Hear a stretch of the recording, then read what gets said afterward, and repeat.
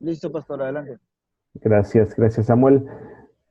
Bienvenidos al espacio de estudio del Evangelio del domingo siguiente en el ciclo anual o el calendario histórico. Nos preparamos para el quinto domingo después de Trinidad, en el que tenemos esta gran lectura preciosa del Evangelio de Lucas, la pesca milagrosa y más propiamente el llamamiento del apóstol Pedro y sus compañeros Juan, Andrés y Santiago también. Vamos a comenzar con un momento de oración. En el nombre del Padre, del Hijo y del Espíritu Santo. Amén. Oh Dios, tú has preparado para los que te aman cosas buenas que sobrepasan nuestro entendimiento. Derrama en nuestro corazón tal amor hacia ti, de modo que, amándote sobre todas las cosas, obtengamos las promesas que exceden todo lo que podemos desear. Por Jesucristo, tu Hijo, nuestro Señor, que vive y reina contigo y con el Espíritu Santo, un solo Dios, por los siglos de los siglos. Amén. Antes de ir al texto, hoy quería empezar por lo que normalmente ubico casi a lo último, hemos estado ubicando hacia lo último, que es la consideración de nuestra lectura a la luz de las otras lecturas o en la relación con las otras lecturas del domingo, asignadas para el domingo, cosa que para la exégesis obviamente uno tiene que hacerla no a lo último, sino al comienzo o en el proceso de la interpretación, pero hoy me parece que sí es importante empezar por allí en algunas observaciones sobre el momento del año litúrgico en el que estamos o dentro del ciclo de Trinidad, el momento en el que nos encontramos.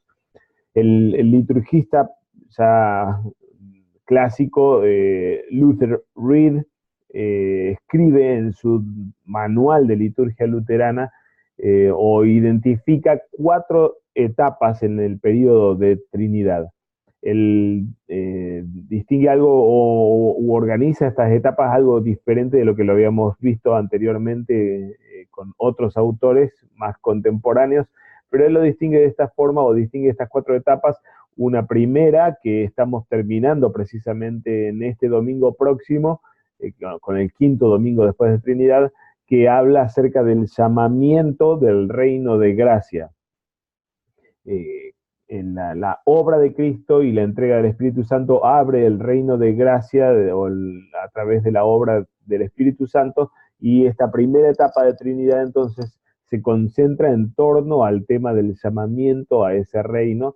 La siguiente etapa va a estar ligada con el tema de la novedad de vida y de la justicia, y la tercera con aspectos prácticos de fe y vida cristiana, particularmente con las obras de amor a las que somos llamados, y finalmente la última de las etapas entre San Miguel, entre la celebración del Arcángel San Miguel y el cierre del periodo de Trinidad, ya orientándonos hacia el tema de fin de los tiempos con la consumación del reino. Aquí, como decíamos, estamos terminando esta primera gran etapa del periodo de Trinidad, y noten cómo allí puse un resumen o un repaso de los textos que hemos considerado hasta aquí en el periodo. La historia del rico y Lázaro, la parábola de la gran cena, las parábolas del pastor y su oveja o la mujer y su moneda, las instrucciones sobre misericordia y hoy el llamamiento de Pedro. Casi como que el leccionario en esta parte nos lleva de atrás, sí, del fondo hacia o mejor dicho, de adelante para atrás. Nos lleva casi en retrospectiva dentro del Evangelio de Lucas, eh, haciéndonos leer textos cada vez más tempranos dentro de la narrativa lucana. Precisamente lo opuesto a lo que está sucediendo con el calendario trienal que está en Lucas en este año, y que obviamente avanza en la narrativa, ¿no? Aquí estamos yendo cada vez más hacia atrás. ¿Por qué el llamamiento de Pedro en nuestro domingo? Eh, en sí, la historia del llamamiento de Pedro es a propósito de la celebración o de la festividad de San Pedro y San Pablo. Normalmente en otros años esta fiesta que sucede o se celebra el 29 de junio, esta fiesta sucede en alguno de los siguientes domingos después del quinto de Trinidad. En este caso ya estamos bastante pasados, el 29 de junio ya lo dejamos atrás, pero el calendario litúrgico sigue su tiempo un poco diferente al solar, así que quedamos un poco dislocados entre la celebración de San Pedro y San Pablo que debería venir en lo próximo y la lectura de hoy, el texto de hoy. Texto más que apropiado obviamente para la celebración de San Pedro y San Pablo por la escena del llamamiento de San Pedro y sus colegas o sus compañeros, o como, no recuerdo si lo voy a citar aquí, pero Lutero en alguna parte dice, la barca de Pedro y también la otra barca, que en la historia de la iglesia primitiva era ya signo de las dos partes de la iglesia judía o nacida del judaísmo y la iglesia no judía, en la que San Pablo era el gran apóstol, ¿no es cierto? En la lectura del Antiguo Testamento vamos a tener la historia del llamamiento de Eliseo para que vaya detrás de Elías, una imagen petrina tal cual la que vamos a tener en el Evangelio de Lucas, pero al mismo tiempo el texto de Eliseo está ligado con la celebración de Eliseo.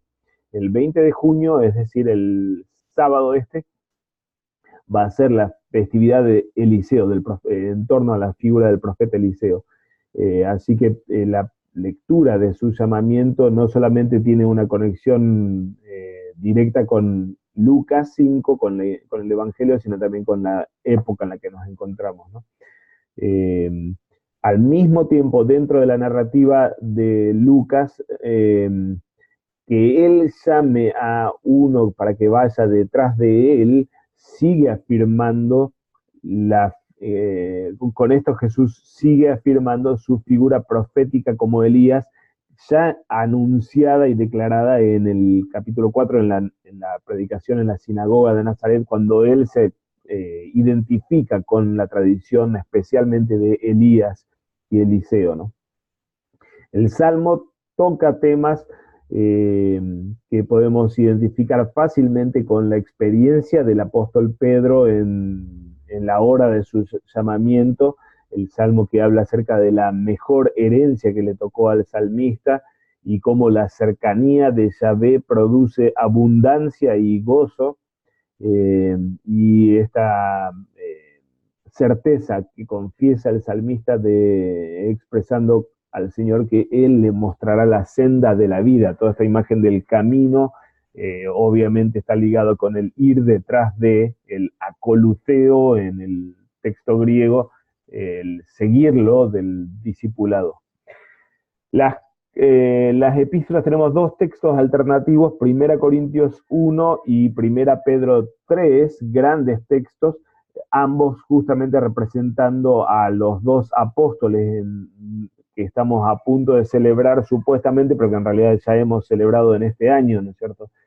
Pedro y Pablo, con dos textos que honestamente no sé si están puestos a propósito en la conexión de la cruz, es muy probable que sí, pero tenemos el texto clásico del apóstol Pablo con respecto a la teología de la cruz, él como sabiduría de Dios, el escándalo y estupidez para el mundo, pero Dios escogiendo lo más débil, que si esto tiene alguna conexión a propósito con Lucas, obviamente está hablando del pescador y no el escriba a quien escoge el apóstol, a quien escoge Jesús.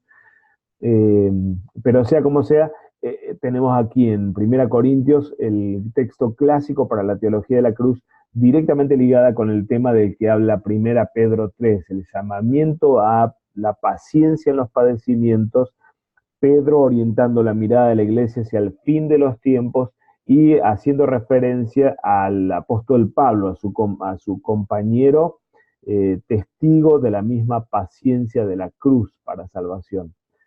Así que ambos textos ligados con el padecimiento de la iglesia y resonando en el mismo acorde. Pablo y Pedro siendo testigos de la vida de cruz a la que somos llamados y la vida de salvación o la realidad de salvación que se abre a través de esta cruz. Eh, Quería entonces introducir, antes de ir al texto, entonces con estas cuestiones litúrgicas, más que nada para, como decíamos, ubicar el por qué Lucas 5 y por qué esta especie de retroceso en Lucas o en la narrativa de Lucas. No sé si hay preguntas sobre estas cuestiones más del año litúrgico o de la conexión entre texto y texto. Yo estoy, yo estoy curioso en cuanto a los domingos dentro del tiempo de la iglesia. ¿Estamos creando esta organización en forma como retrospectiva o ya fue establecido así a propósito desde hace mucho? En el caso del calendario anual, que es el que estudiamos los martes, esto sí tiene siglos de tradición. Durante la Edad Media fue elaborado o fue fijado básicamente todo este calendario, eh, eh, de modo que nosotros somos simplemente herederos de esto, ¿no es cierto? Los liturgistas o especialistas en liturgia reconocen que hay veces que es casi especulativo o especulativo el poder entender por qué la iglesia hizo esto o aquello en la selección de textos o también en la selección de los propios, como la colecta que oramos el domingo y con la que siempre abrimos nuestro espacio aquí, ¿no es cierto? Ahora, esa colecta, por ejemplo, o que la tenemos también nosotros en el culto cristiano o en el acompañamiento pastoral, esas colectas no son colectas modernas o hechas hace poco tiempo, del siglo pasado o algo por el estilo, sino que son colectas que en este domingo, el quinto domingo después de Trinidad, la iglesia viene orándolas desde la Edad Media, en realidad, ¿no es cierto? Entonces, especialmente con el calendario histórico, eso es lo que tiene, son siglos de uso ya establecido desde la Edad Media y en realidad establecido después de la práctica que ha probado y que ha fijado esa conexión de lecturas y el tema que orienta básicamente la predicación de cada domingo y también los bloques dentro del periodo de Trinidad, ¿no es cierto?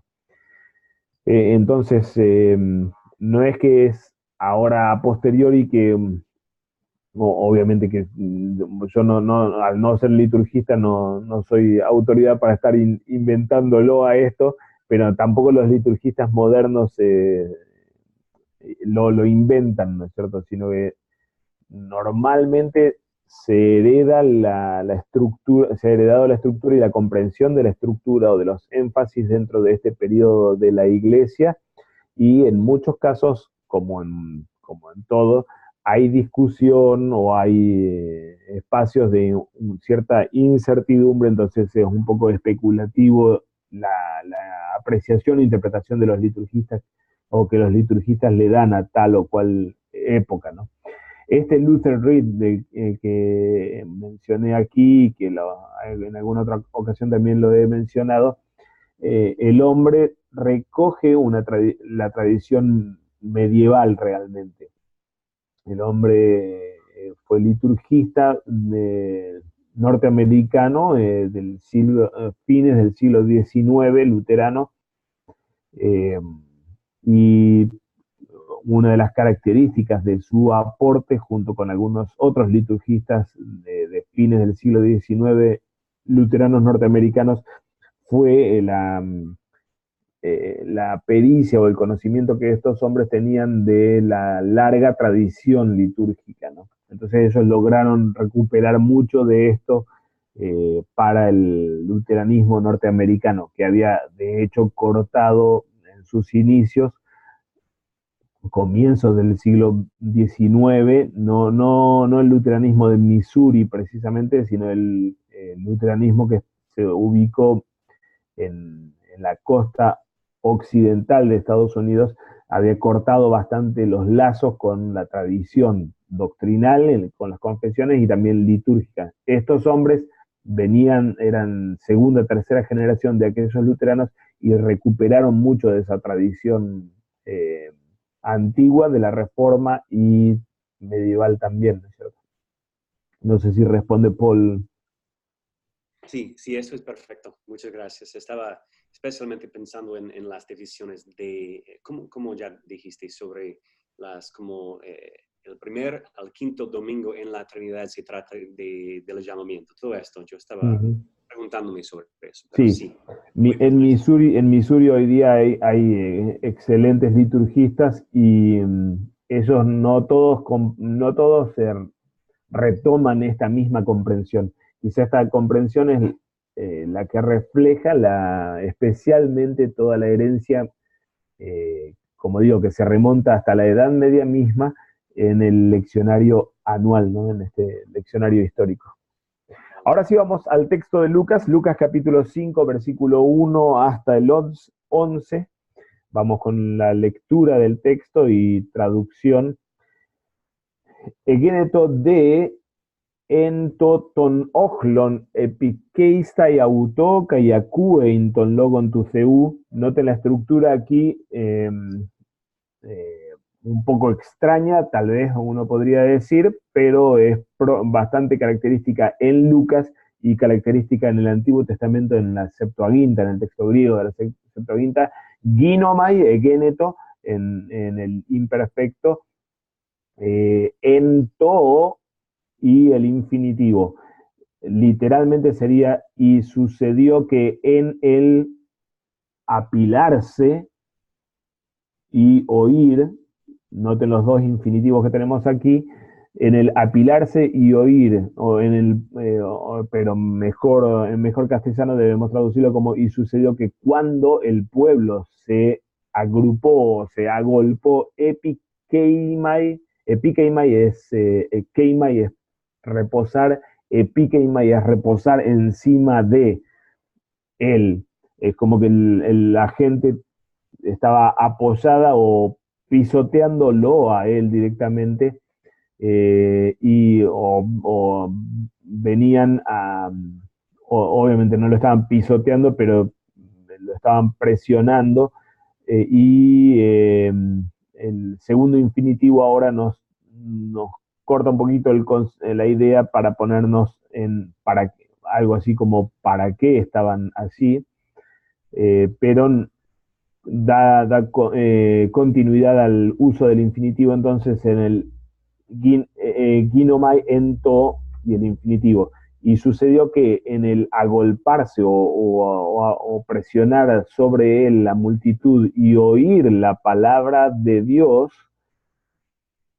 cae autos y él, o el y es un poquito extraña la traducción, casi como que la primera parte nos ubica el contexto circunstancial, mucha gente oyendo la palabra, el y casi sería preferible no traducirlo directamente.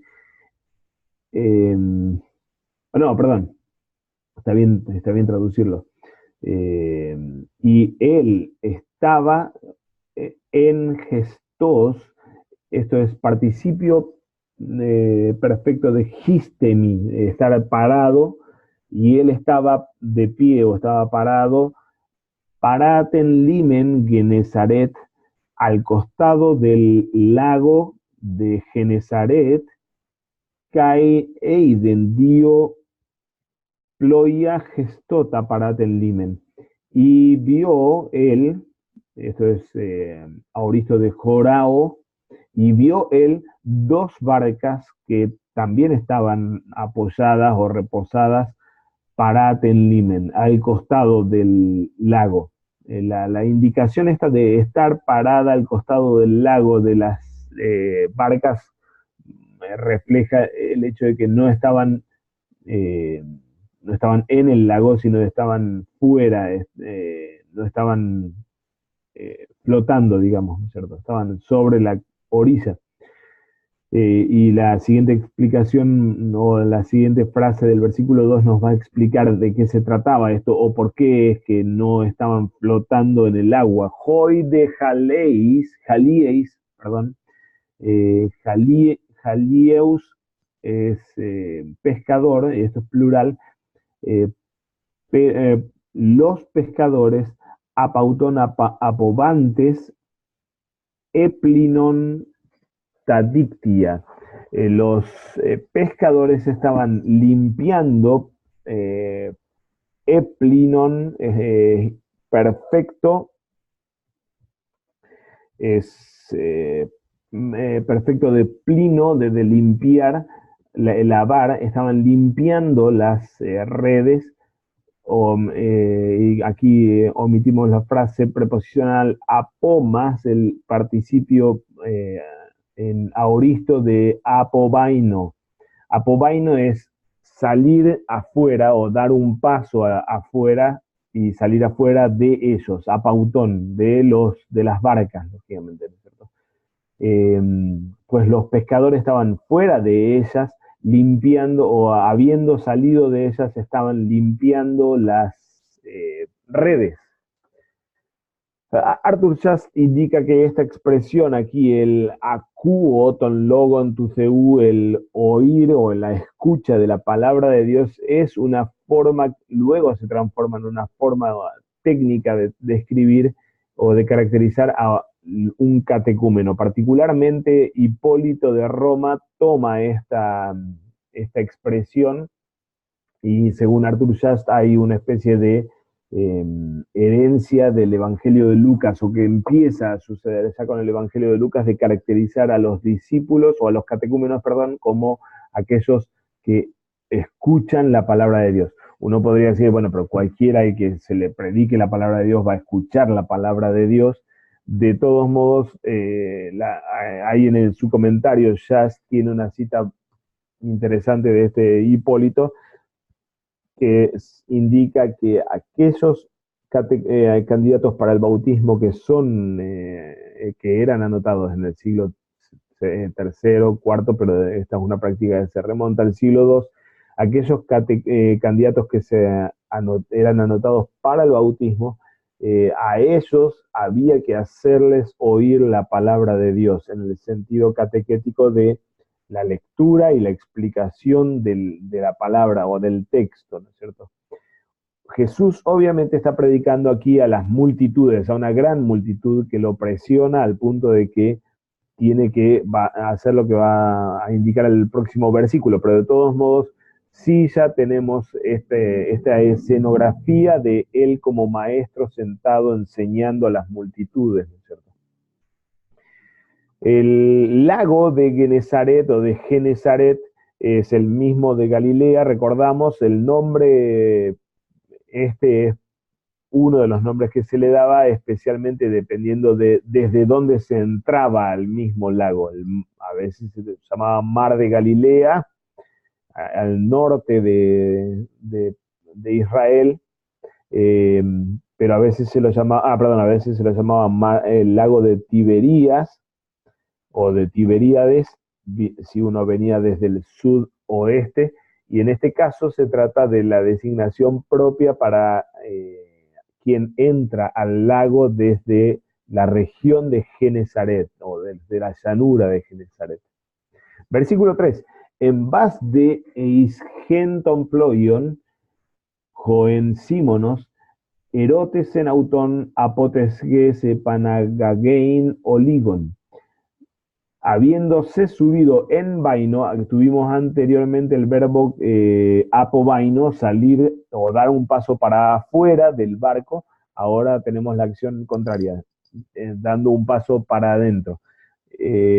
Habiendo entrado o luego de entrar en uno de los barcos, en Eis Genton Ployon. El evangelista aquí nos aclara o nos especifica que se trataba de la barca o del barco de Pedro, de Simón, joven Símonos. Aquí viene el verbo principal, erotes en autón, erotao, pedir, preguntar a veces, pero en este caso es pedir, solicitar. Le pidió a él, a Simón, apotesges epanagagein oligon, que se retire o que lo retire, que lo mueva, ep anagol, tenemos aquí el verbo, es moverlo, moverlo o retirarlo un poco de la tierra, que lo entra un poquito en el lago. Cafisas de ectuployu edidas que en tus ojos, tomando asiento o sentándose desde el barco enseñaba a la gente. Noten aquí el imperfecto de una acción continuada o extendida, ¿no es cierto? No es el aoristo puntual o puntiliar. Jos de pausato lalón, cuando o así como dejó de hablar pauomai, el verbo pauomai es parar, dejar de o cesar de hacer algo, aoristo, tenemos aquí, cuando o así como dejó de hablar, participio del laleo, eipen prostom Simona, le dijo a Simón, epanagage eistobazos, tenemos el mismo verbo que habíamos visto ahí en el versículo 3, epanago, aquí en el imperativo, avanzar o llevar, guiarlo, eistobazos, hacia la parte profunda, cae jalásate tadictia gimón, eis agran. Y suelten, jalao, el verbo jalao es soltar o arrojar o dejar caer, y suelten las redes de ustedes para una captura, literalmente agra, perdón, captura, que se puede utilizar para distintos ámbitos. En este caso obviamente se trata de pesca, o no estaría mal traducir para pescar, ¿no es cierto? Versículo 5, cae apocristeis Simón eipen, y contestó Simón, o contestando Simón, dijo, epistata, maestro, dijoles dictos copias antes uden el abomen. Habiendo trabajado, copiao, esto es, noten el participio aoristo de copiao es trabajar duro o esforzarse. Habiendo trabajado duro a lo largo de la noche entera, dijoles nictos, nada agarramos. Lambano, esto es aoristo de lambano, primera persona del plural, nada tomamos, nada agarramos. Epi de torrematisú, pero el de quizá uno debería poner entenderlo con cierto énfasis, pero epi torrematisú, en tu palabra o apoyado sobre tu palabra, rema, jalazo tadictia. Voy a soltar, voy a arrojar o dejar caer las redes. Caituto poyes antes sinecleisan plezos ictios poli. Y al hacer esto, o después de hacer esto, participio aoristo antes del verbo principal indica una especie de correlación cronológica. Habiendo hecho esto, sinecleisan, cleio es el verbo que tenemos aquí, es encerrar, cicleio es el verbo, también encerrar, tenemos la preposición sin aquí adelante, reforzando la idea de encerrar juntos o atrapar. atraparon o encerraron mucha multitud de peces. Haciendo esto, encerraron, o después de hacer esto, encerraron mucha multitud de peces, dierreceto de tadictiauton. Eh, de, y las redes, tadictia, las redes de ellos comenzaban a desgarrarse. Esto es diarregnimi, o el verbo regnimi o diarregnimi es partir una tela o romper una tela.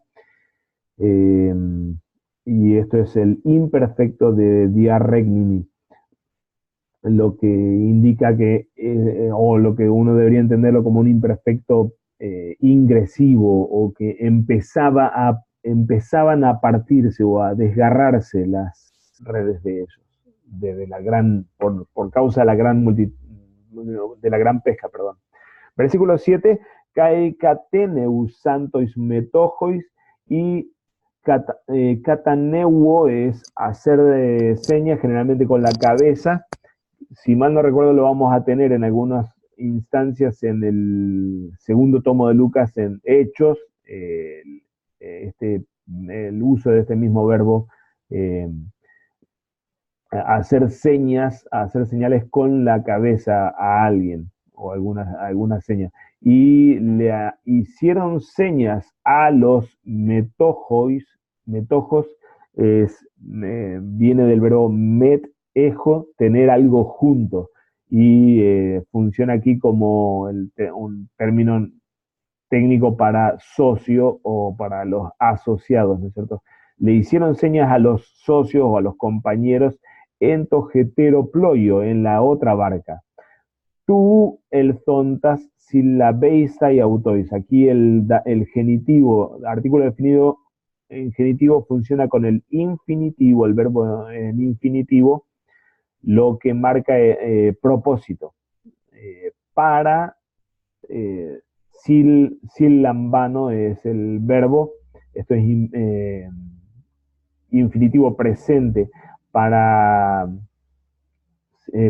que junten juntos, o para que al venir junten o se pongan a juntar con ellos, los peces, ¿no es cierto? Kai elthon, kai eplesan ampotera taploia, y vinieron y llenaron, pimplemi, esto es auristo del verbo pimplemi, significa llenar algo. Llenaron amfótera, las dos barcas, hoste bicitsestai, con el resultado de que, hoste, este es marca efecto o resultado, de que ellas, las barcas, estaban siendo hundidas. Bicitso es hundirse, y esto es infinitivo presente pasivo, estaban siendo hundidas.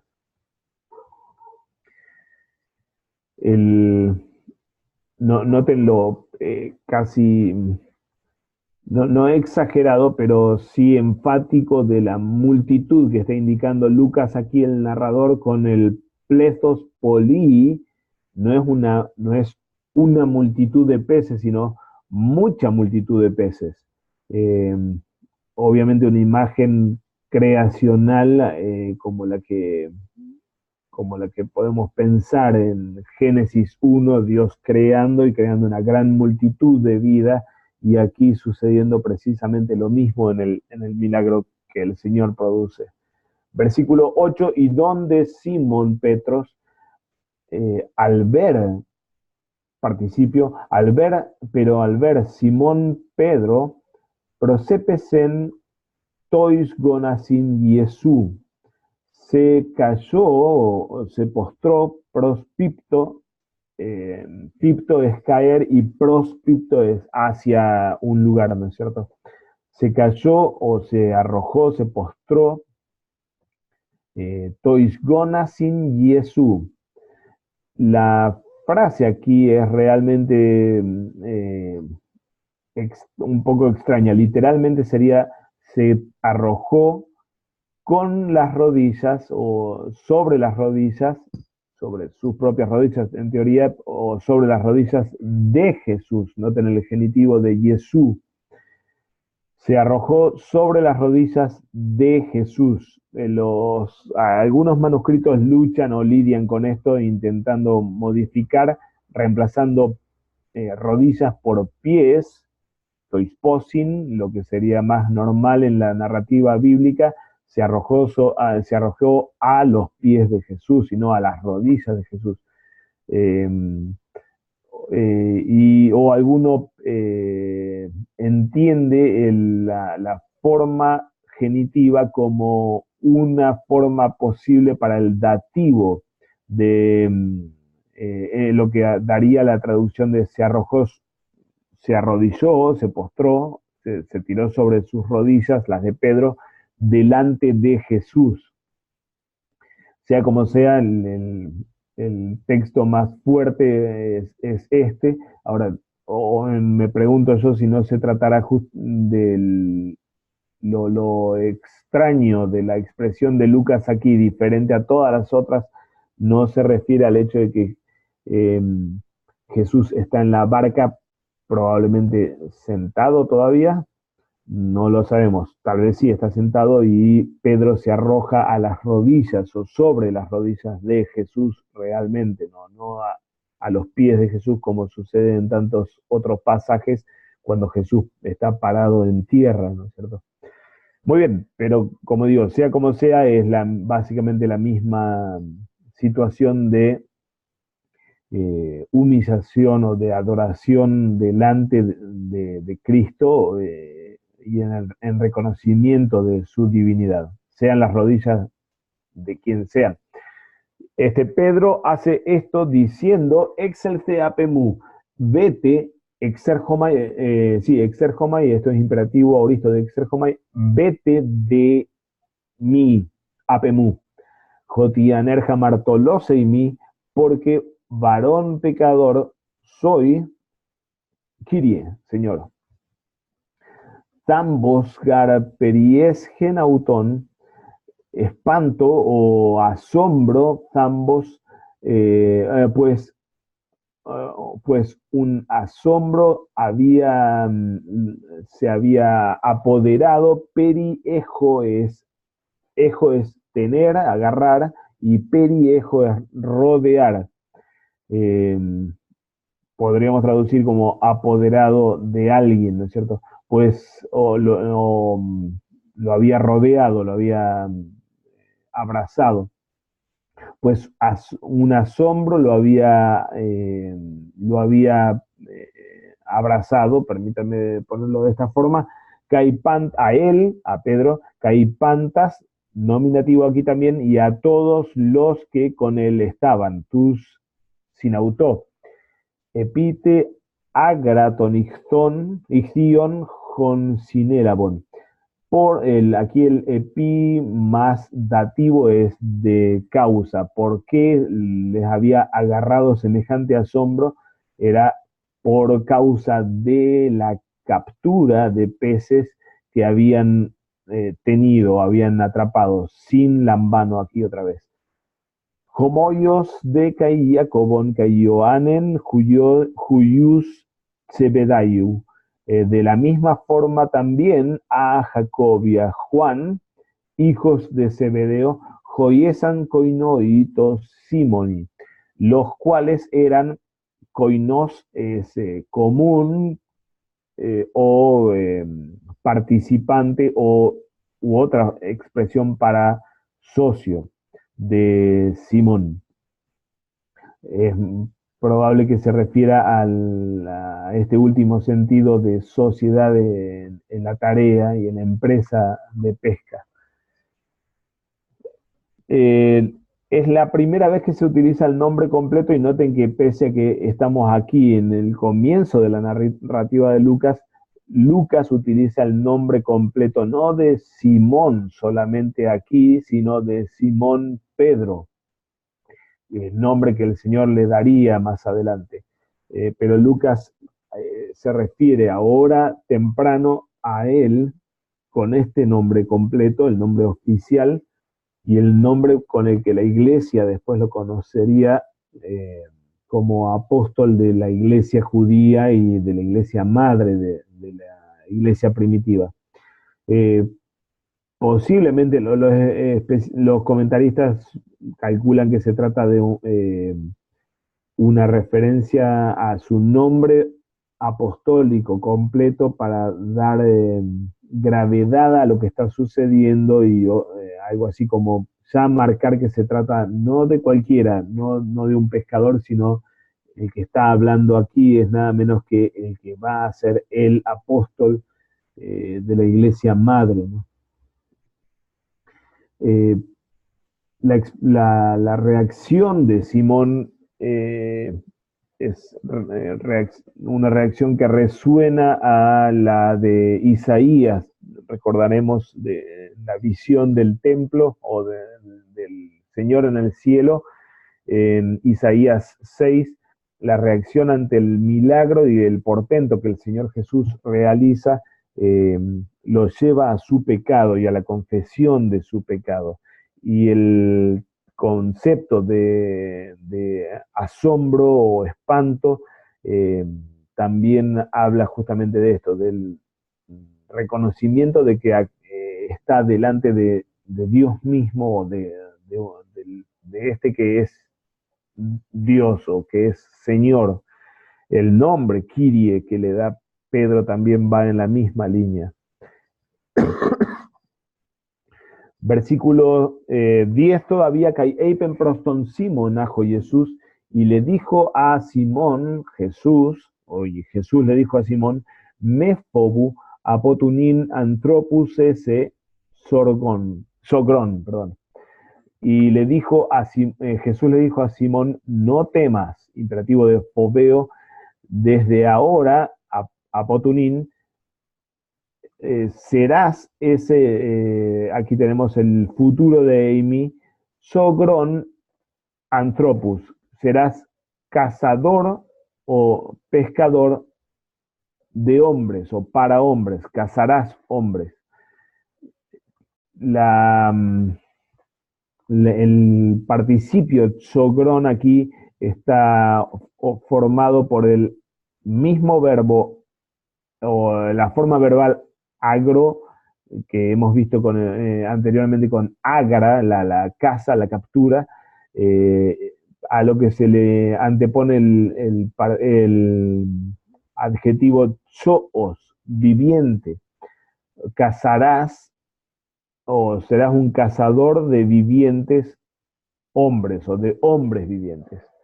Kai catagagontes taploia epitengen, y dejando catago, dejar atrás, y dejando atrás las barcas sobre la tierra, a fente espanta, y dejando todas las cosas a piemi, tenemos aquí, ecoluce san auto, lo siguieron a él, o siguieron detrás de él. Muy bien, aquí tenemos traducción del texto. Quizá solo un breve comentario con respecto a lo que responde Jesús aquí con el mefobu, no temas. Son palabras clásicas en la teofanía o en la manifestación, aparición de Dios o de un ángel al hombre de Dios, que en este caso obviamente es la respuesta a la confesión de pecado que tenemos en el versículo 8. Aléjate de mí que soy pecador, soy un hombre pecador, me fobu, no temas.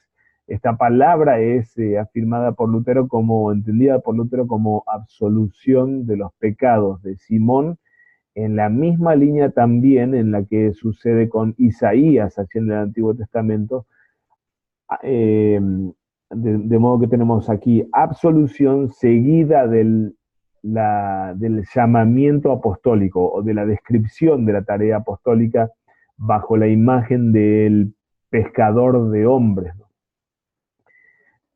Hermanos, no sé si hay preguntas o comentarios a la traducción del texto.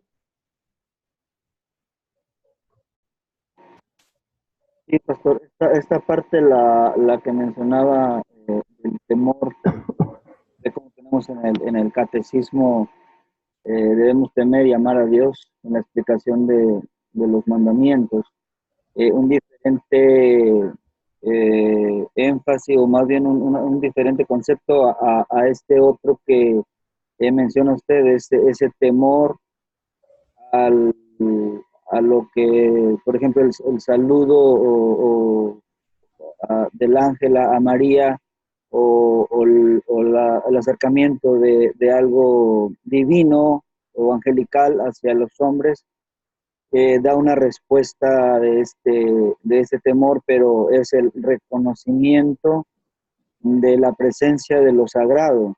En cuanto a la respuesta que también da Jesús, ¿no? Porque un temor no por causa de la insistencia del pecado, sino un temor por causa del reconocimiento de lo divino, que es lo que estaba sucediendo y que reconoce Pedro y los demás, este acto de la cantidad de peces o del milagro, que es algo que solamente, no como una magia o como una cuestión terrenal, sino como algo que solamente puede ser hecho lo divino. Entonces, es este reconocimiento, ¿no?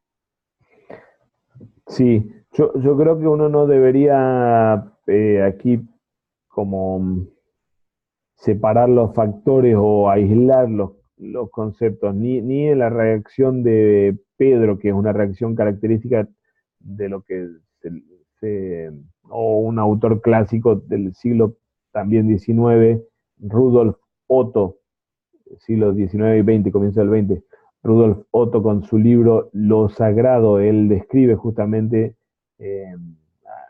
hace lo que se llama fenomenología de la religión, no limitado solamente a la tradición bíblica, sino también a las tradiciones religiosas en general.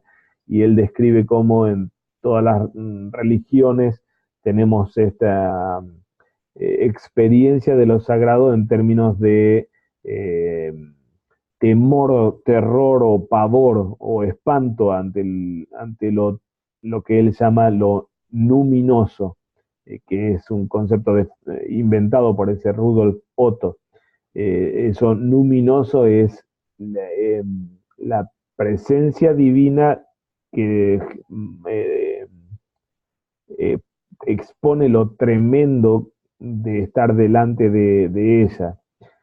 Independientemente de lo que pensemos de Rudolf Otto y de su trabajo en fenomenología de la religión, en la tradición bíblica ciertamente lo tenemos a esto y esta experiencia de tambos, como lo pone el versículo 9, de asombro, casi espanto, por estar delante de uno que no es humano y no hace las cosas comunes de humano, sino que es, como decíamos anteriormente, nada menos que Dios, y muestra ser el mismo creador en el versículo 6 con esta multitud, esta mucha multitud de peces producidos, ¿no es cierto? Eh, pero esa experiencia de pavor o de terror está al mismo tiempo, y no para mal, al contrario, para bien, ligada con no solo la propia fragilidad y pequeñez, sino el pecado, la culpa de desobediencia de Pedro, en la misma línea en la que lo confiesa Isaías también. Soy un hombre de labios impuros que vive en medio de un pueblo de labios impuros. De modo que este me fobu del Señor es concretamente una respuesta de calma, no está negando ser Dios Cristo con esto, pero está manifestando su compasión hacia la criatura, me fobu, no te voy a fulminar, pero al mismo tiempo una expresión de perdón de pecados para este que correctamente se reconoce como indigno de estar siquiera cerca del Señor y que necesita que el Señor se vaya, porque no pertenece a su mundo, sino que pertenece a otro mundo. Simón, por más que luego, por ejemplo, en la narrativa de Hechos 10 recordaremos como él dice, bueno, jamás he comido cosa impura, por más que es un judío del pueblo o miembro de la tierra, pero un judío fiel y piadoso, de todos modos él reconoce su pecaminosidad y su indignidad moral o religiosa para estar delante de este que no solamente es un maestro, sino que muestra ser nada menos que Dios mismo, ¿no? Así que creo que están las dos cosas juntas. La experiencia de pavor de estar delante de Dios mismo ligada con la propia pecaminosidad a la que Jesús responde aquí en el versículo 10, ¿no? Entonces sería ese, en esta órbita con el temor, el debemos temer y amar a Dios, es algo que debe tener el pecador, estaría ligado con este simul justus et peccator que Cristo dice: no temas, eh, porque vamos a decir, estas palabras de absolución, y al mismo tiempo diciendo la ley, debemos temer y amar a Dios. Eso es una acción en la que debemos mantener ese equilibrio, por causa de que vivimos en este mundo y somos pecadores. Como el es pecado, ¿no? Uh-huh. Sí, y en ambos sentidos, como peccator y como justus, tememos. Y tal vez la descripción que hace Lutero luego de modo que no hagamos esto y sí hagamos esto, sigue manifestando cómo se vive el temor a Dios en penitencia y en desesperación por la justicia propia, pero también en obediencia concreta o en justicia activa, en obediencia a lo que Dios eh, reprime y a lo que Dios demanda en el mandamiento, ¿no? Entonces ese temor del que habla Lutero en el Catecismo nos abarca también en todos estos dos sentidos, como tú bien lo pones, en el sentido de pecador, se teme como pecador en el sentido de desesperar de sí mismo y temer a la ira de Dios, pero al mismo tiempo como justo se lo teme a Dios en la obediencia de lo que Él manda, ¿no? Obedeciendo lo que Él manda, arrepintiéndome y obedeciendo lo que Él manda. Ambos rostros hacen a ese temor del que habla Lutero, ¿no? Gracias. No. Aquí concretamente está ligado otra vez con el no te voy a fulminar pese a que yo soy un Dios o pese a que soy Dios. Estoy hablando en términos de fenomenología de la religión.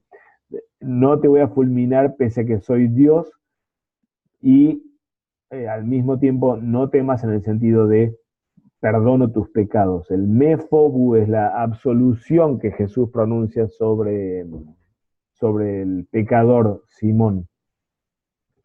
Vamos al análisis del discurso. El texto narrativo que tenemos aquí básicamente podría, o dentro del texto pueden identificarse estas fases o estas partes. La primera parte en la que Jesús enseña a la multitud desde el bote, que luego lo lleva a la escena de la pesca milagrosa, y esta pesca milagrosa desata en Pedro entonces la confesión de pecados y el asombro, así como también en el resto, frente a lo que Jesús responde con absolución, llamado y seguimiento. Aquí tenemos una relación de progresión desde la enseñanza en el bote a la pesca y de razón-resultado. Al pescar o porque sucede la pesca milagrosa, el efecto es esta confesión y este espanto de parte de Pedro y el reconocimiento de la indignidad de Pedro, y la relación entre la complicación y el cambio repentino es de concesión contra expectación. Es decir, pese a que Pedro le pide que se vaya, Jesús no, al contrario, lo perdona y lo llama para que lo siga, y es esto lo que sucede, ¿no es cierto? Al mismo tiempo, desde toda esta todas las fases iniciales progresan evidentemente hacia aquello que Jesús quería hacer y hacia donde el mismo narrador está caminando. No cuenta esta historia como una historia más, sino obviamente está contando el llamamiento apostólico de una figura que va a atravesar toda la narrativa lucana y va a ser realmente una figura totalmente central y un gran pilar para toda la historia del primero y del segundo de los tomos que Lucas va a escribir. Así que hacia donde él quiere ir con esta historia, Lucas, es hacia el llamamiento de Pedro. Toda la historia, toda esta historia es la historia del llamamiento de Pedro. No es la historia de la pesca milagrosa, más esta colita o este apéndice final de un Pedro siendo llamado, sino al contrario. La pesca milagrosa sucede en virtud del llamado, de la absolución y del llamado de Pedro. Pedro llamado en estos términos, como lo veíamos recién, llamado para ser pescador de hombres o capturador de vivientes, de hombres vivientes, en forma literal. Y uno podría decir, bueno, la expresión esta o esta imagen que Jesús usa para describir el apostolado de Pedro como pescador ahora de hombres es simplemente una elaboración sobre lo que acaba de suceder. Se hizo esa gran pesca, este hombre es pescador, bueno, ahora simplemente vas a cambiar de objeto de captura, ya no más pescado, sino ahora humanos. No es el lenguaje de Jesús no es motivado por el milagro de la pesca. La relación es en realidad inversa.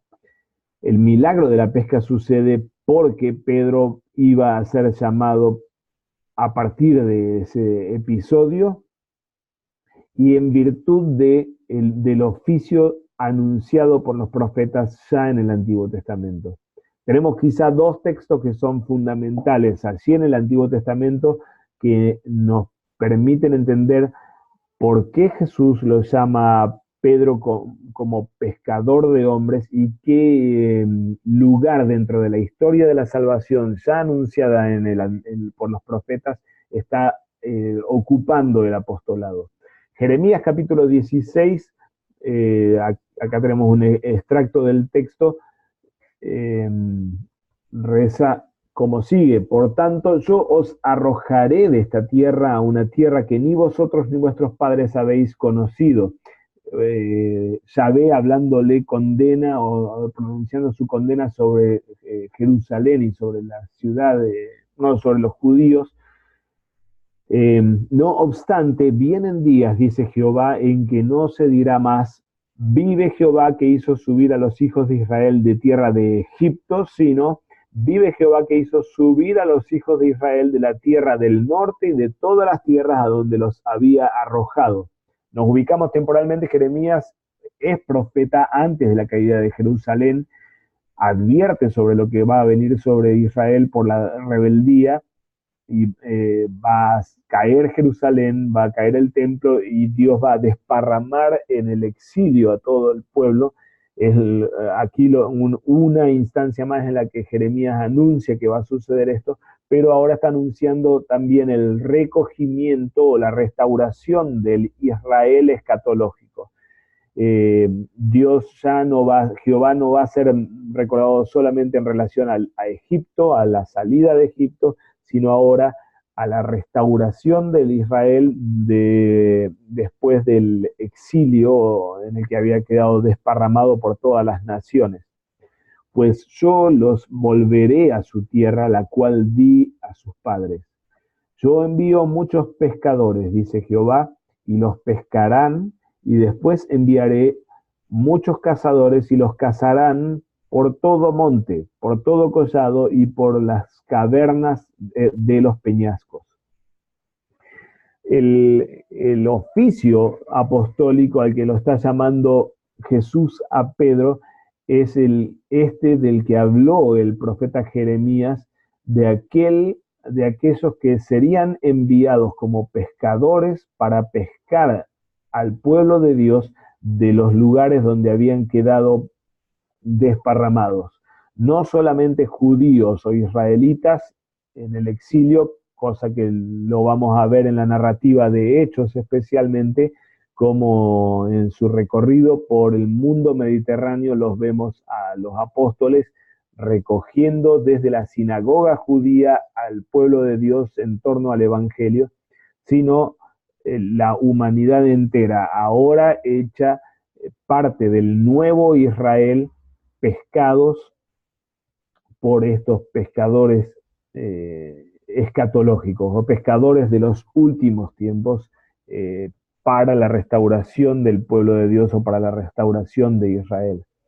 El otro texto, Ezequiel 47, nos abre un poquito más el panorama todavía. Es el gran texto en los profetas que se encuentra detrás de toda la imagen de agua viviente que tenemos en el Nuevo Testamento como imagen fundamental de la obra de Cristo y del sacramento del bautismo mismo. Ezequiel capítulo 47 dice, me hizo volver luego a la entrada de la casa. La casa en la visión de Ezequiel es el templo, el nuevo templo. Recordamos, Ezequiel no está en Palestina, en Israel, ya está en Babilonia, en el exilio, sin templo. El templo ya había sido destruido. Y Ezequiel tiene esta visión del nuevo templo, ¿sí? Capítulo 47 es esa visión de la casa, del nuevo templo. Y vi que salía aguas por debajo del umbral de la casa hacia el oriente, porque la fachada de la casa estaba al oriente, y las aguas descendían por debajo hacia el lado derecho de la casa, al sur del altar. Entonces me dijo, estas aguas salen a la región del oriente, descienden al Arabá y entran en el mar. Y al entrar en el mar, las aguas son saneadas. Todo ser viviente que nade por donde quiera que entren estos dos ríos vivirá. Y habrá muchísimos peces por haber entrado allá estas aguas, pues serán saneadas. Vivirá todo lo que entre en este río. Junto a él entrarán los pescadores, y desde En-Gadi hasta En-Eglaim será su tendedero de redes. Y los peces, según su especie, serán tan abundantes como los peces del mar grande. Sus pantanos y sus lagunas no serán saneadas, quedarán para salinas. Y junto al río, en la ribera, a uno y otro lado, crecerá toda clase de árboles frutales. Sus hojas nunca caerán ni faltará su fruto. A su tiempo madurará porque sus aguas salen del santuario, su fruto será para alimento y su hoja para medicina. Visión impresionante que tiene Ezequiel aquí y que obviamente se remonta a la visión paradisíaca de Génesis con la abundancia y la productividad de la tierra regada por estas aguas, pero especialmente se proyecta hacia la visión que luego en Apocalipsis vamos a tener del cielo nuevo y de la nueva Jerusalén regada por el agua de vida, por el agua cristalina y cargada de estos mismos árboles frutales y medicinales de los que habla Ezequiel. Solo para ubicarnos, la visión la visión de Ezequiel obviamente piensa o parte del templo en Jerusalén, del que sale este río y que hace este recorrido. El río va hacia oriente y desciende hacia el Arabá. El Arabá es el desierto que rodea el Mar Muerto, y es el lugar por donde pase el agua sanada o saneada, va a traer vida y vitalidad. Obviamente una visión fantástica, especialmente pensando en la geografía y en lo muerto del Mar Muerto en sí, y lo imposible de la vida allí, ¿no es cierto? El agua que brote del templo va a ser agua que sane y que produzca vida y una vida en abundancia. Estos peces tan numerosos con tanta abundancia como el mar grande, el mar Mediterráneo. En Gadi está más o menos en la mitad occidental del Mar Muerto, y en Eglaim, la otra ciudad o el otro punto, paraje que indica, está en Moab, aquí al sudoriente, o al sudeste, perdón, del Mar Muerto. Ezequiel habla entonces del fin de los tiempos como restauración de esa productividad creacional y del nuevo templo del que brotará agua. El templo, lugar de purificación y de perdón de pecados, y el agua como instrumento de purificación y perdón de pecados. Ese agua produciría vida, como había sucedido en la orden de Dios de que el agua produzca vida en Génesis 1. Hay una nota bien interesante, que es que en la Septuaginta, que es el texto del Antiguo Testamento que leía la iglesia primitiva y la iglesia a la que escribe Lucas especialmente, estas iglesias casi con seguridad no leían el texto masorético o el texto hebreo, sino la Septuaginta. En la Septuaginta, lo que reza en el versículo 8 es que esta agua sale hacia Galilea del oriente y desciende desde allí al Arabá y entra en el mar, etcétera, etcétera, y avanzan en la misma línea. Pero no es que va directamente de Jerusalén a Jericó, como lo tenemos en el gráfico sino que va de Jerusalén a Galilea, que es precisamente donde está sucediendo nuestra historia.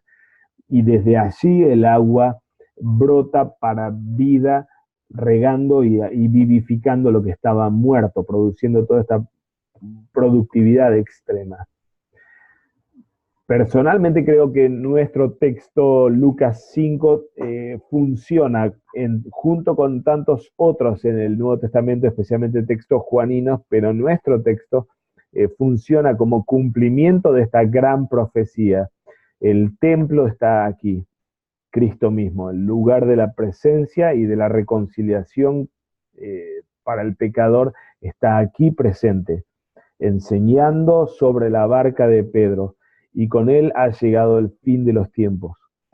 De él brota la vivificación de agua que produce, que recupera o restaura la productividad creacional, de modo que lo que ahora está sucediendo en Lucas 5 es el cumplimiento de estos pescadores que son levantados, escogidos para recoger el fruto de la vivificación de fin de los tiempos. Pedro y sus compañeros, la compañía de los apóstoles y el oficio apostólico está siendo instituido aquí o llamado aquí a fin de ser esos pescadores de fin de los tiempos que recojan el fruto de la llegada de este agua vivificante o de este agua de vida que brota de Cristo mismo.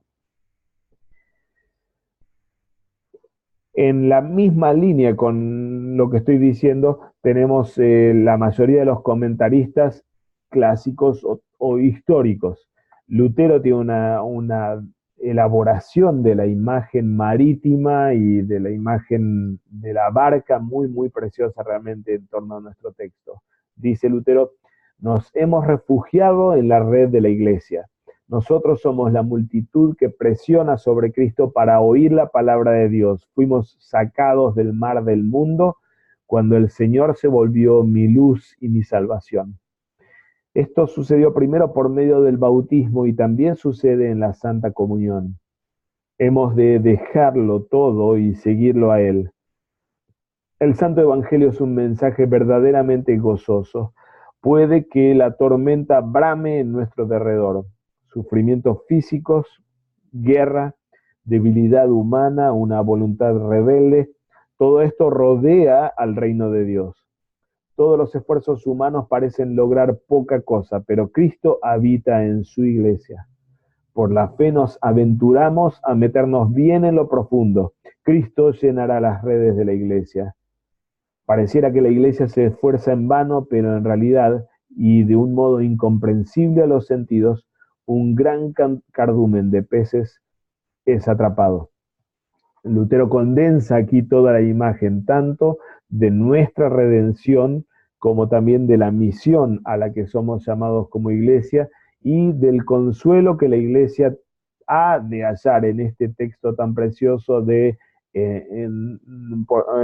por el hecho de que pese a los sufrimientos y a la debilidad extrema de estar en una pequeña barca sobre un mar tan bravo, Cristo está habitando en su iglesia, en medio de su iglesia. Por eso la iglesia se aventura a hacer la tarea que parece una pérdida y que es pérdida en tantos sentidos, pero que es la gran pesca milagrosa que el Señor sigue llevando a cabo a través del oficio apostólico. Yéndonos bastante más atrás, siglo II, Tertuliano de Cartago tiene también unas referencias muy bonitas. Las primeras aguas recibieron la orden de engendrar a las criaturas vivientes, las de la creación, para que no nos sorprendamos de que en el bautismo también las aguas producen vida. En el mismo texto sobre el bautismo, al comienzo, en los primeros párrafos, Tertuliano dice: bendito es nuestro sacramento del agua, puesto que limpiándonos los pecados de nuestras primeras cegueras, somos liberados y admitidos en la vida eterna. Nosotros, pececillos, nacemos en el agua según el ejemplo de nuestro Ichthys, Jesucristo.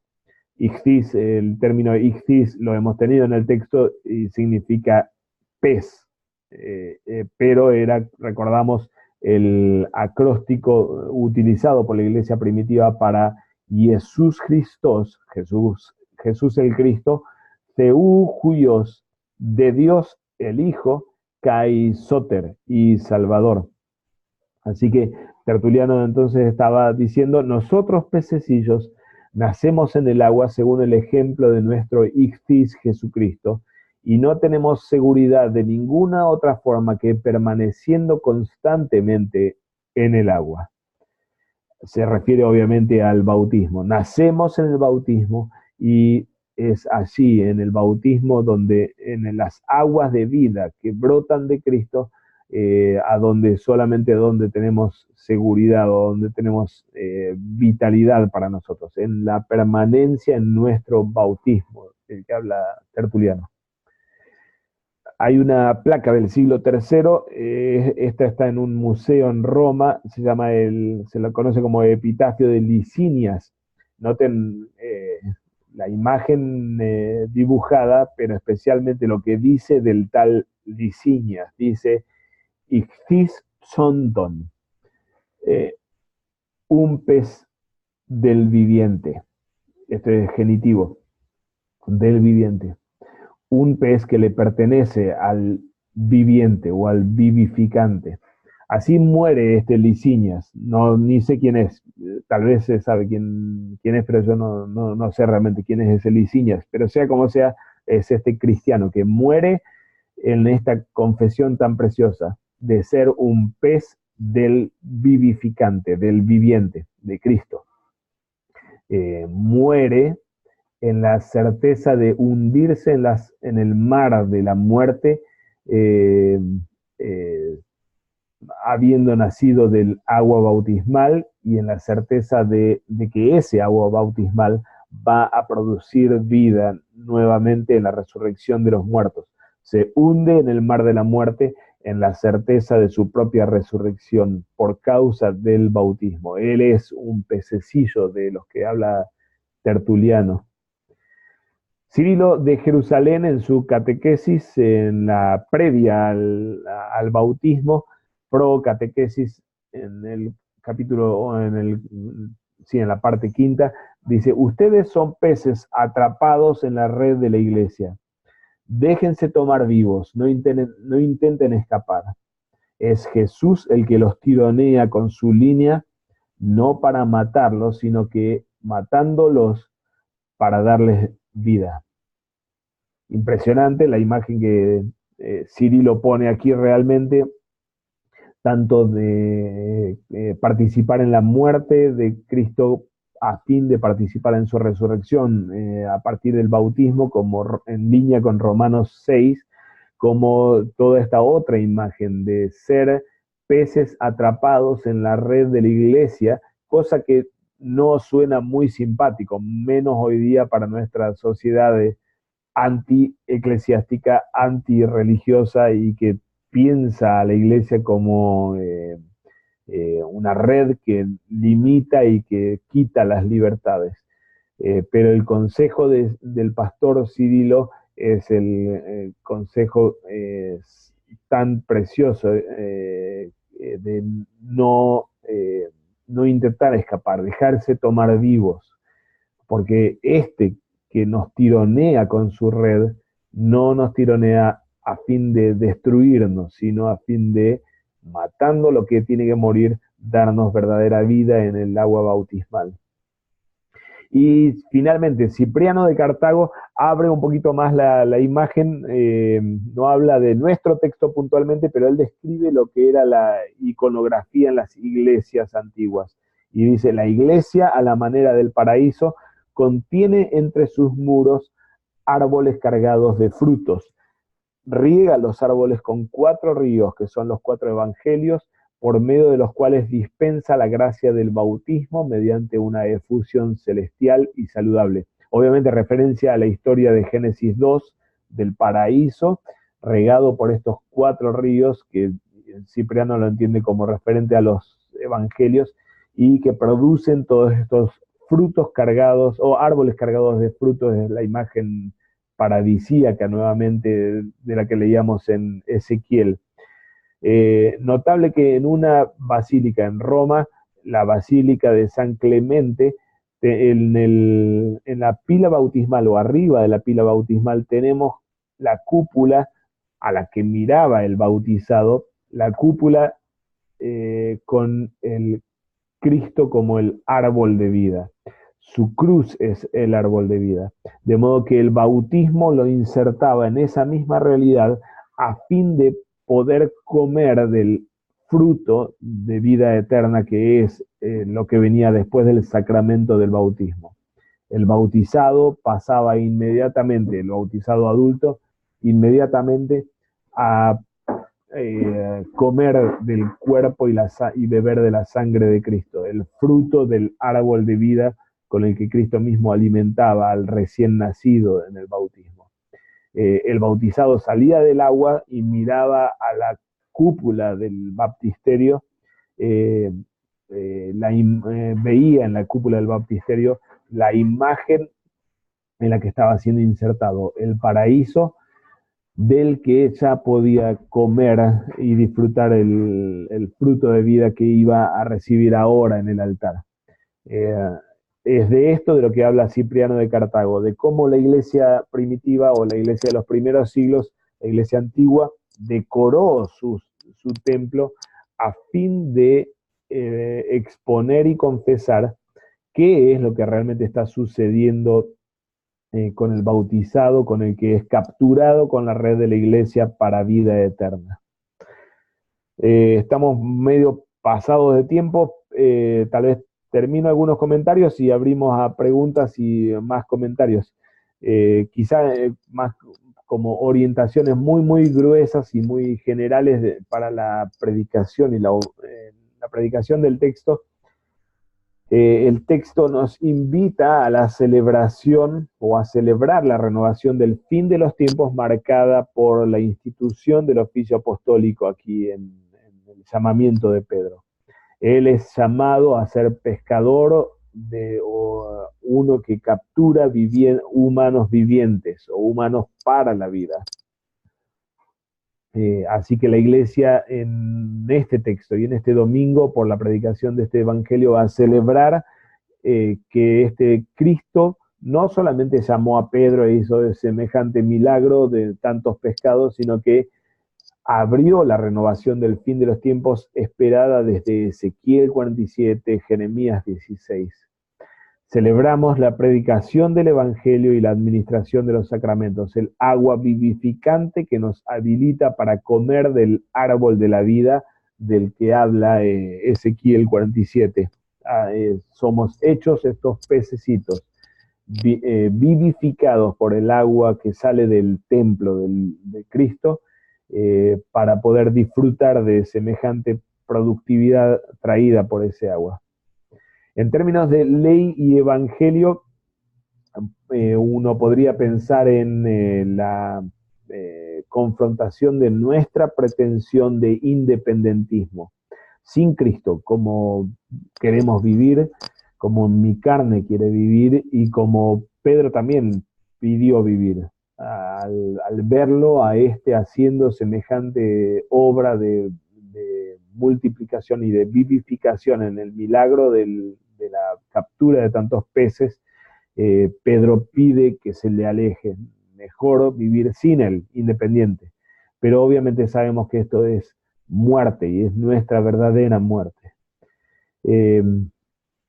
Ante la rebeldía y ante la pretensión de independentismo, Él viene a nuestro mar muerto y Él da su palabra y Él nos da esa palabra con la que el bautismo vuelve a ser afirmado y renovado y con la que somos insertados en el fruto de vida que brota de esa nueva creación.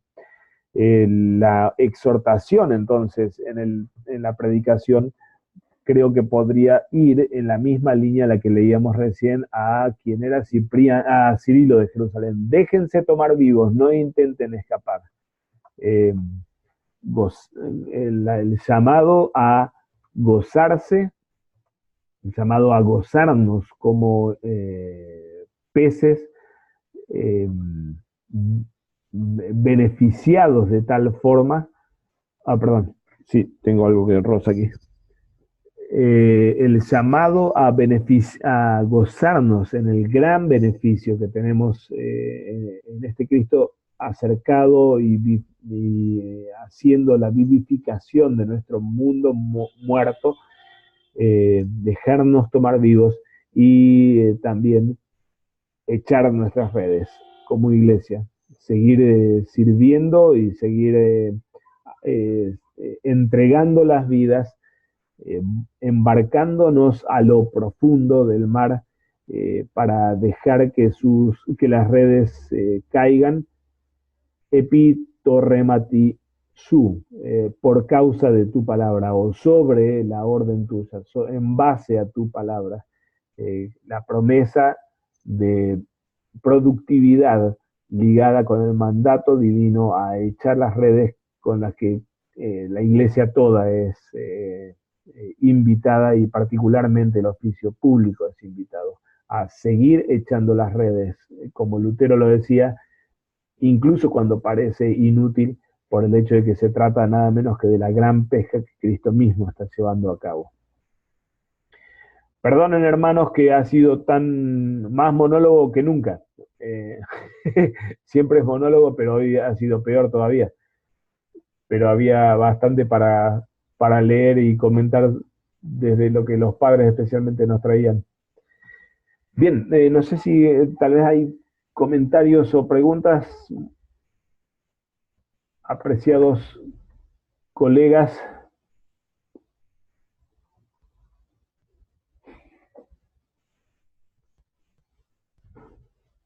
Interesante que trae Tertuliano, una continuación de lo que menciona él ahí también en este acróstico, ¿no? En Jesucristo en quien somos nacidos y solo vivimos permaneciendo en el agua. Entonces no es una cuestión solo bautismal, sino del bautismo continuo, ¿no? La vida bautismal como penitentes y esta idea del pez que permanece en el agua y si sale del agua muere. Entonces es esta imagen que trae también muy buena, ese permanecer en el agua es permanecer bajo la penitencia, es decir, bajo el arrepentimiento continuo y la absolución como iglesia,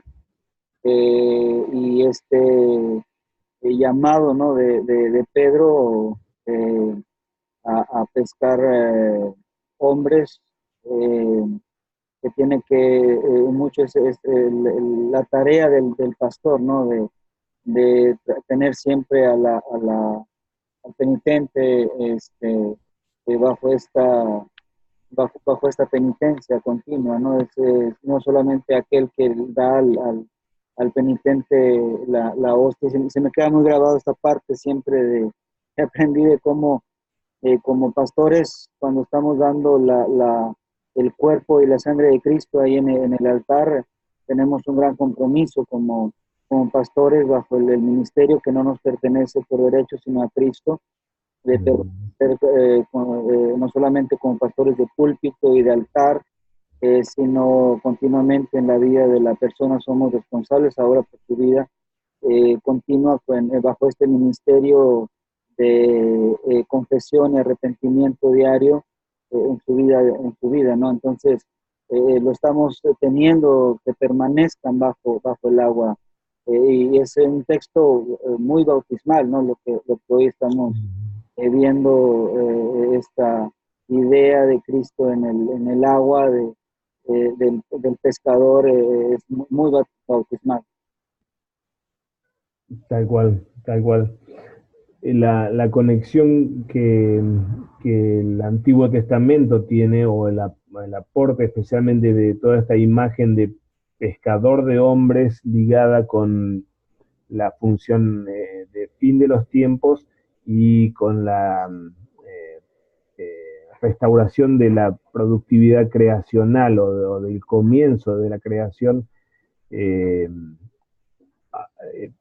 no solamente hace posible esta lectura bautismal y sacramental que los padres han hecho, sino que respaldan definitivamente esta comprensión. Es decir, toda la visión del pez o del cristiano como pez que sale del agua y que es vivificado en el agua, no es una lectura ilegítima de ningún modo, ni hecha a posteriori por los padres para sostener el sistema sacramental de, bueno, a ver cómo poder conectar, cómo poder justificar la práctica de bautismo y de que los cristianos se mantengan cerca de la pila bautismal, sino que definitivamente se arraiga todo esto en el anuncio profético de textos como los que habíamos leído así de Jeremías y de Ezequiel, ubicando la imagen de lo que sucede en Lucas 5 en la perspectiva más amplia de nueva creación que sucedería en el fin de los tiempos y que estaría directamente ligada con toda esa imagen del paraíso de Génesis,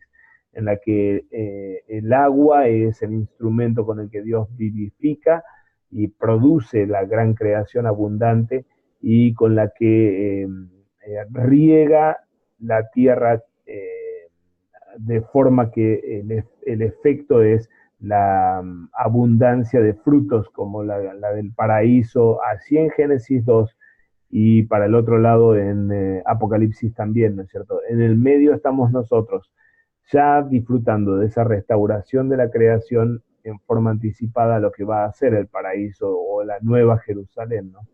Lo que estamos viendo en Lucas 5 es justamente la hora en la que esto se instaura o se inaugura, esa restauración del orden creacional o de la creación inicial, ¿no? Claro. Y interesante esta parte que te traía también acerca del río, ¿no? Cómo se desborda Cristo también ahí.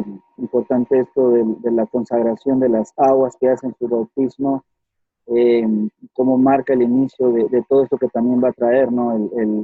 Esta parte de bautismal en el ministerio a lo largo, serpenteando por toda la parte esta donde se desbordan las aguas, y por el otro lado también esa palabra celestial, ¿no? O esa palabra que cielos abiertos, y menciona tú eres mi hijo amado, y como por eso otra vez vuelvo a la imagen, ¿no? De este ¿no? Porque somos bautizados y revestidos de Cristo, y ahora por eso somos llamados también hijos amados, ¿no? Por causa de Cristo, por causa de Él, y por causa del ministerio que le pertenece a Él, y que también el ministro, el que es llamado al oficio de la predicación, no habla de otra cosa más que de Cristo, como Pablo también lo menciona en el otro texto, ¿no? No puedo hablar de otra cosa más que este Cristo, el crucificado. Excelente, excelente. Bien, hermanos, no sé si hay algún comentario más o pregunta. Yo creo que algo que sirve como gran consuelo para la iglesia, para nosotros predicadores y para también el campo misional, es saber que la palabra es la que da vida y hace que esas aguas que estaban vacías se llenen de peces y los llamados vengan a la red, ¿no? Yo nunca me olvido un mensaje que escuché en el seminario que decía, una vez espera tener muchos miembros para ser iglesia, ¿no? O decir, ahora somos iglesia, ¿no? Y sin embargo, uno es iglesia cuando se reúne en el nombre de Cristo, escuchar la palabra y es llevado por el Espíritu en la fe, ¿no? Entonces, uno no tiene el trabajo de traer gente en sí, uno tiene el trabajo de sembrar y llevar la palabra, de tirar la red, como decimos hoy, y descansar en el Señor, ¿no? Rogándole a Él, que es el que convoca a los peces en el agua a que entren a esa red y a confiar en su gracia, ¿no? Creo que esto es tremendamente consolador para nosotros pastores llamados al oficio y también porque a veces uno se cuestiona, vamos a ir haciendo las cosas bien, que no se suma gente, ¿no? Y sin embargo, uno tiene que orar y confiar. Mientras uno predique la palabra de verdad, la palabra va a obrar y va a llamar a los peces a la red. El texto trae cosas muy, muy preciosas para esto que estás trayendo, Roberto, ¿no? En tu palabra echaré mi red, echaré en la red, en las redes por un lado, un gran orientador para el ministerio. No echamos las redes en nuestras propias ocurrencias o en nuestra propia palabra o en nuestro nombre, sino por su orden, por su mandato y por su promesa, por un lado. Pero por el otro lado trae este gran consuelo de que es Él quien produce la vida y la vitalidad o la captura la vitalidad que, como veíamos desde la tradición profética, no solamente hace buena al agua, sino que produce los peces, crea los peces como creador que es Él realmente, ¿no es cierto? Entonces es Él quien hace esa obra y uno está puesto como este Pedro instrumental de lo que Él decide y de lo que Él hace, ¿no es cierto? Nada de Pedro aporta esto, sino al contrario, este Pedro dice lo que es real, pecador entre los hombres, un varón pecador. Pero el Señor responde yendo más allá de esto con el no temas, el perdón para la iglesia, el perdón para los pastores en sus pecados, en su error, en su rebeldía, y el hacernos lo que no queremos ser o lo que no podemos ser por nosotros mismos, que es capturar humanos para la vida y capturarlos vivientes como Él los hace, ¿no es cierto? Todo esto es su gran promesa y su gran consuelo para la iglesia, especialmente en medio, como decís bien Roberto, en medio de la tormenta que brama alrededor de la iglesia y de la misión de la iglesia y que presiona tanto sobre la conciencia de los pastores y de la conciencia de la iglesia que está luchando con un aparente fracaso, ¿no es cierto? El Señor sigue haciendo su obra en su palabra, epito rema tisú, apoyado, respaldado o descansando sobre su mandato de hacer la obra, de echar esas redes y detrás de la gran promesa de vida con la que Él nos beneficia a todos y beneficia al mundo, ¿no? Es cierto. Digamos, creo que el texto tiene unas cuantas aristas y unas cuantas vetas, pero tenemos un gran gozo en el texto que hoy podemos celebrar y predicar, ¿sí? Hermanos, vamos a terminar con un momento de oración, ¿sí? Oramos juntos el Padre Nuestro. Padre nuestro que estás en los cielos, santificado sea tu nombre. Vénganos tu reino, hágase tu voluntad, así en la tierra como en el cielo. El pan nuestro de cada día, dánoslo hoy, y perdónanos nuestras deudas, así como nosotros perdonamos a nuestros deudores. Y no nos dejes caer en la tentación, mas líbranos del mal, porque tuyo es el reino, el poder y la gloria, por los siglos de los siglos. Amén. Muy bien, hermanos, gracias por el aguante y la paciencia. Muchas gracias por